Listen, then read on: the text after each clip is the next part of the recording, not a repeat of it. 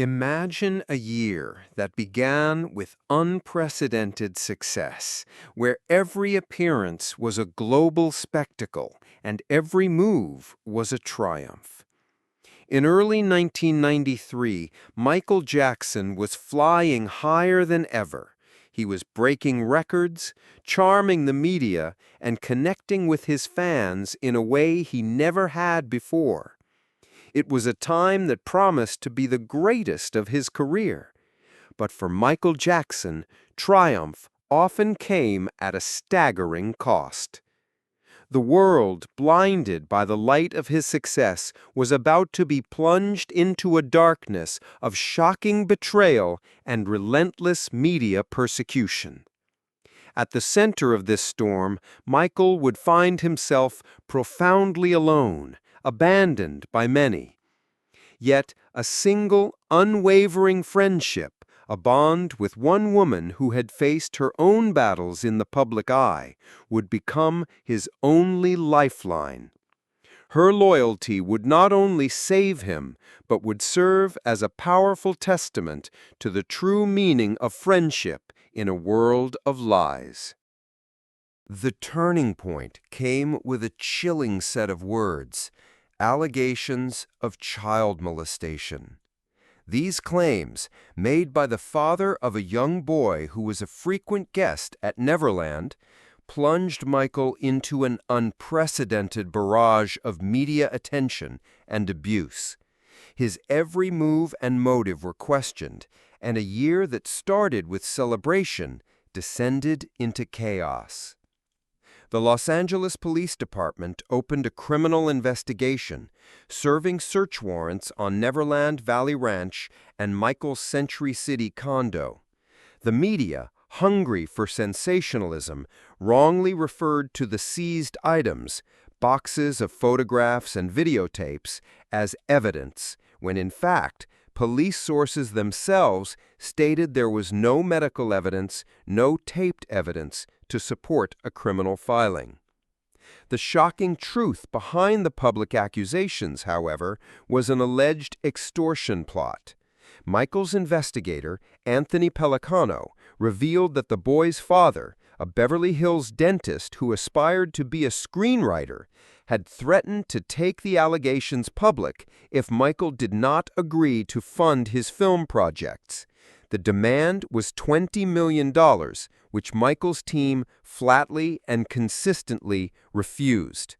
When Michael's camp refused to pay, the allegations were taken to Child and Family Services, which instigated the criminal investigation. As this media firestorm raged, Michael was in Bangkok, beginning the Asian leg of his Dangerous World Tour. The immense stress and emotional distress took a severe physical toll.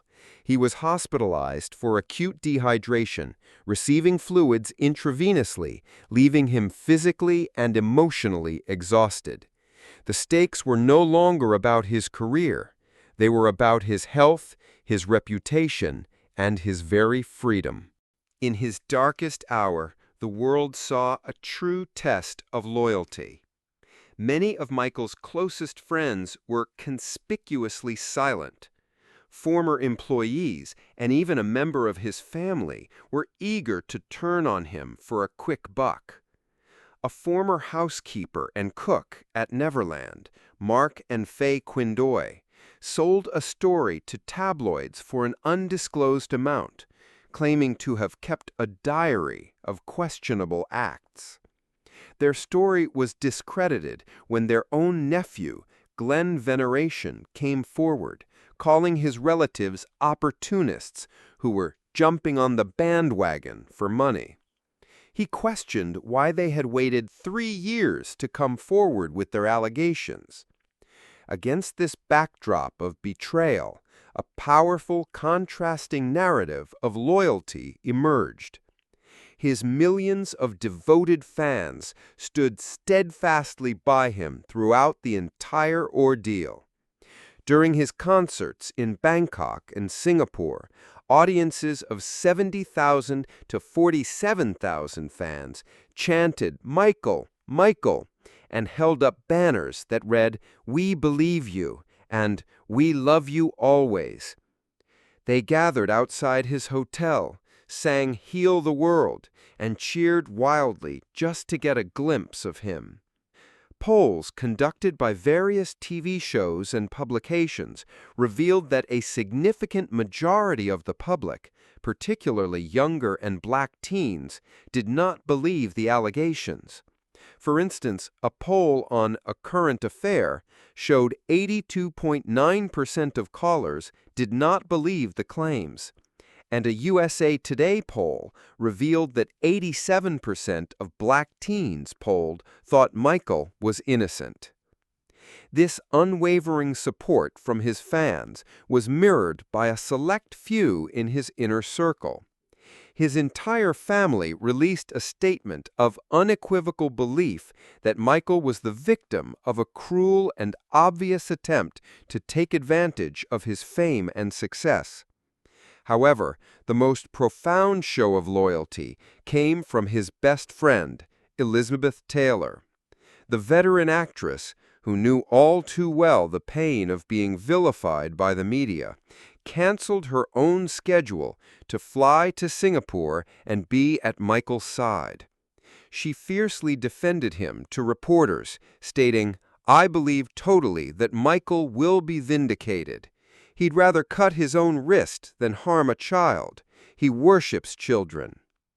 Her presence was a powerful rebuke to the media and a testament to the strength of their bond, proving that as a corporate sponsor like Pepsi began to waver in their support, true friendship remained unbreakable.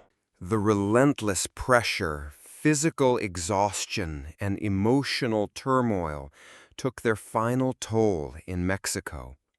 Michael's health worsened, and he was hospitalized after fainting backstage, complaining of dizziness and vomiting. It was in this moment of extreme vulnerability that Elizabeth Taylor, a woman who had experienced her own dependency issues, stepped in. She made a number of calls in search of the best and most appropriate treatment for Michael. In an act of deepest gratitude, Michael, with Elizabeth's help, made the decision to stop the tour and seek help. The world was shocked when he canceled the remaining dates of the Dangerous Tour, a highly profitable, high-profile event. In a poignant and unprecedented audio statement, Michael himself revealed his struggle. He explained that the horrifying and outrageous conduct he was accused of had left him humiliated, embarrassed, hurt, and suffering great pain. He admitted that the pressure, coupled with the energy needed to perform, left him physically and emotionally exhausted and increasingly more dependent on painkillers to get me through the days of the tour. This moment, the king of pop, a figure of superhuman perfection, admitting his pain and his need for help, was the most vulnerable act of his life.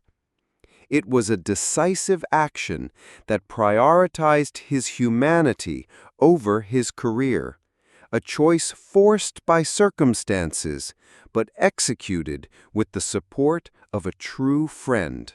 Michael's 1993 ordeal was a brutal lesson in the cost of fame. He would be fully acquitted in his 2005 criminal trial, but according to his bodyguards, he never fully recovered physically or emotionally from the scandals. The battle for his reputation was more exhausting and damaging than any courtroom battle. However, this story is not just one of tragedy, it is a profound testament to the power of human connection.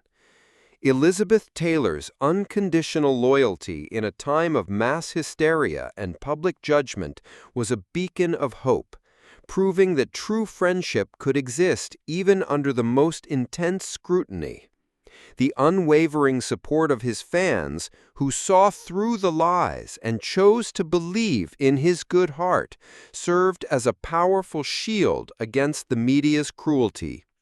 The ordeal revealed Michael Jackson not just as the king of pop, but as a vulnerable human figure who, despite all the money and fame, needed the loyalty of a friend and the love of his fans to survive. If you believe in the power of loyalty to overcome a world of lies, please like this video and subscribe to our channel for more untold stories.